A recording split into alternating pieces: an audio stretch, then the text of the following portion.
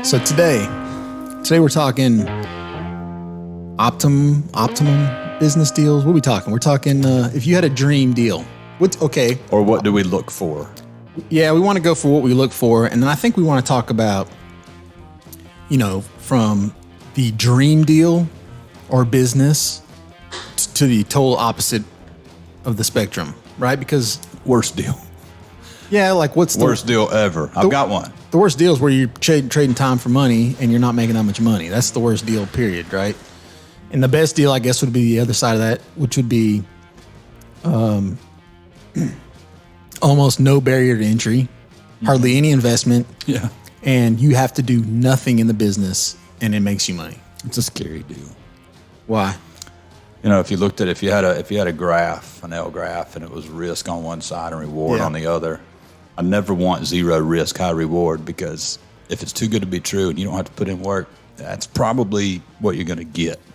It's either going to be a bad deal or somebody's got a horseshoe maybe. I don't know, but zero risk and high reward. Yeah. That's pretty sketchy. You're not going to have zero risk because I guess there's two ways to look at this. If you're buying a deal, you want to stay away from those because something is a little fishy. If it's that easy and then there's no risk, like something's funky. But if you create a business and you create something that's so special that you're a market of one, that kind of business could be that though, where there's very low risk, right? I mean, there's some risk, obviously, in some investment and getting going, and there's some time you're going to have to, elbow grease you're going to have to put into that.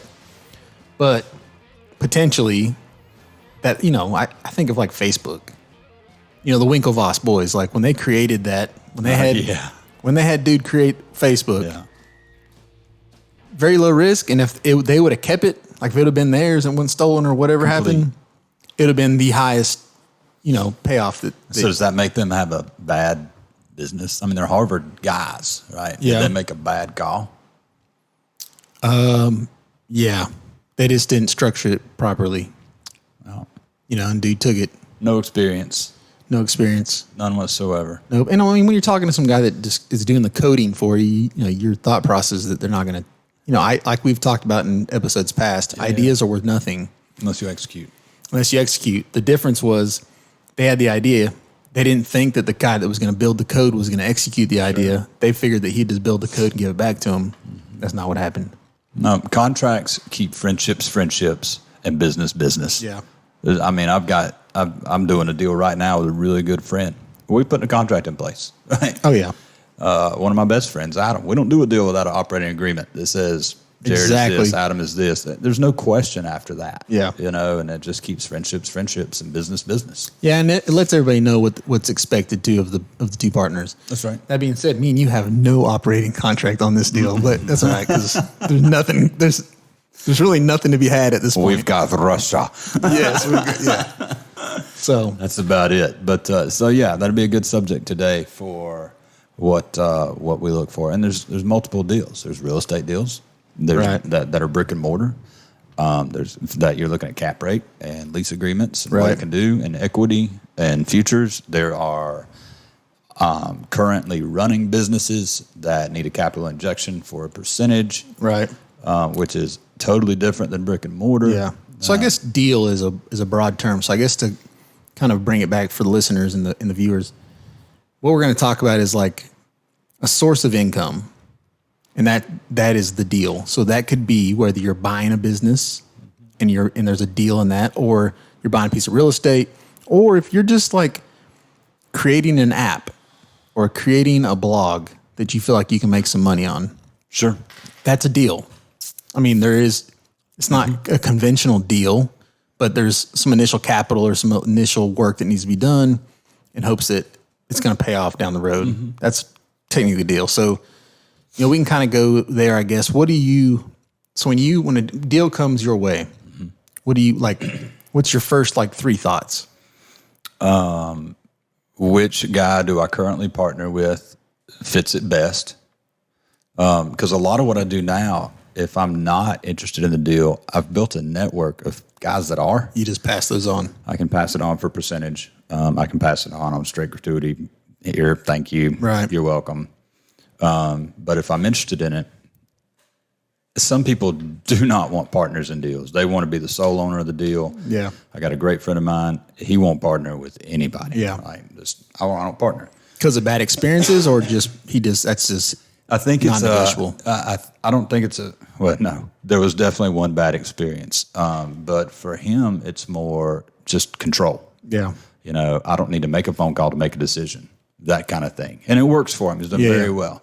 He will partner, but it's like, man, I really don't want to. See, and I would think that he would partner if he was investing in a jockey.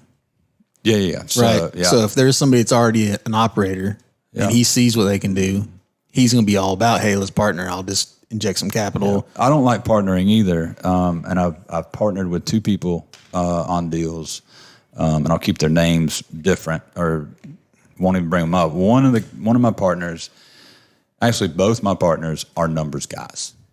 Right. I see value in them because I don't come from a CPA background. Yeah. They understand everything way better on that end than I do. I bring in their weakness, which is boots on the ground people. Let me ask you this. If you'd have never partnered with somebody, if you'd just been like a solo guy your whole life, you wouldn't know half of what you know right now. Not only that, I would not be near as successful as I am now. That's what I'm saying. I've made some people a lot of money.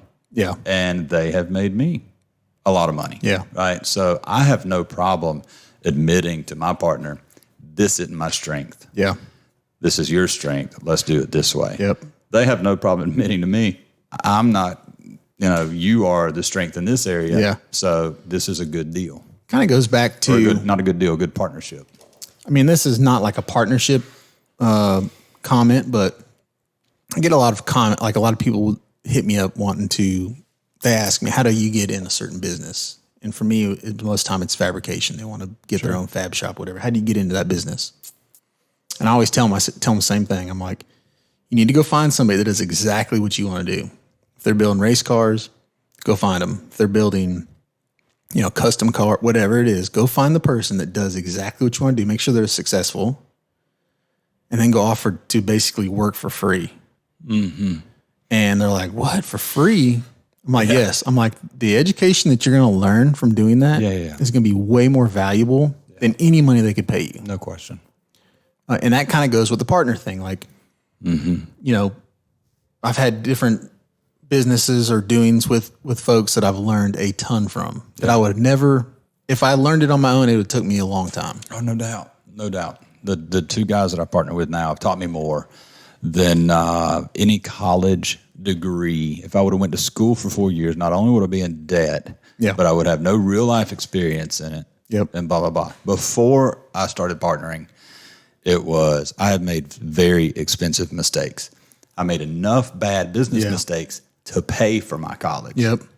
There's a saying, I wish I could remember it. In school, something about like in school you can't cheat. In business, you steal the playbook or something along those lines.